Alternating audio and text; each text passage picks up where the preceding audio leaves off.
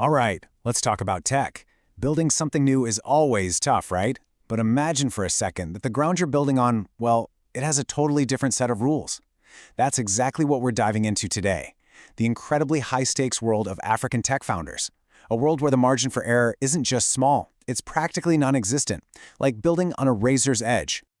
So to really get this, let's just take a quick look back at the last year or so in global tech. It's been kind of messy. I mean, earlier this year, Instagram just vanished for a bit.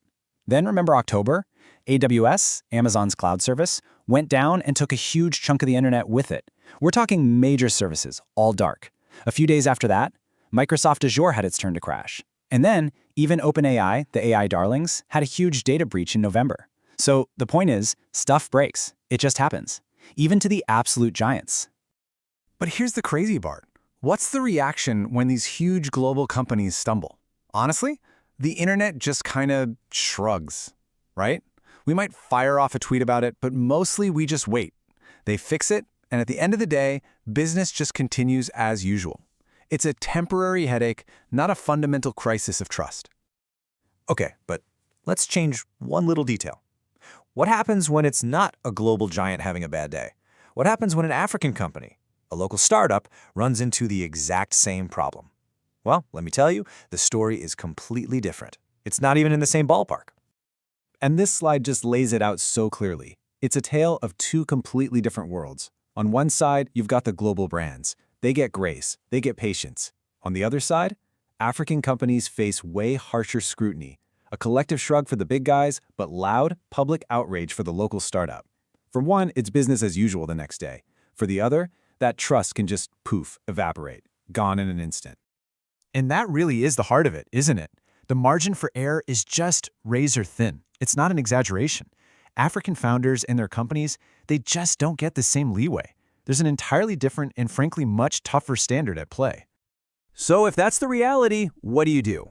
Well, it creates a new set of rules you have to play by, a mandate for building in this ridiculously high-stakes environment. Let's break down what those rules actually are. It really boils down to three essential mandates. First, you have to accept that you have absolutely no luxury of error. Second, you've got to build trust proactively. And third, you have to make resilience a core requirement of everything you do. All right, let's dig into that first one. No luxury of error. This basically means you have to understand that you're being judged way more harshly. And get this, what's so wild and honestly super frustrating is that sometimes the customer is the one who caused the problem, but the blame, it still lands squarely on the startup first. So what's the takeaway? Your operations can't just be good, they have to be near perfect. All the time. Okay, on to rule number 2, building trust proactively. Think of it like this. When something goes wrong, and look, something always goes wrong eventually, you're not just being judged on that one technical glitch. Your entire reputation is on the line, fair or not. That means trust is like a bank account. You can't start making deposits when you're already in a crisis. You have to be making those deposits consistently, day after day, long before you ever need to make a withdrawal. And all of that leads us right to rule number 3. Resilience is completely non-negotiable. You have to understand, you're not just building a business here. You're building a reputation. You're building an institution, really. And you're doing it in a market where trust isn't something you earn once. Nope. It's more like a subscription that your customers have to choose to renew over and over and over again. So, when you put all these rules together, what's the end game? What are we building towards? Well, it means we have to think beyond the typical Silicon Valley playbook. We need a new benchmark, a new definition of success. And here it is, trust market fit. We all know about product market fit, right? But this is different. This is the idea that finding a market for what you've built, that's only half the battle. At the exact same time, you have to build and maintain this deep, unshakable layer of trust with your users and the whole ecosystem. It's like you're on two journeys at once, and both of them are absolutely critical to survival.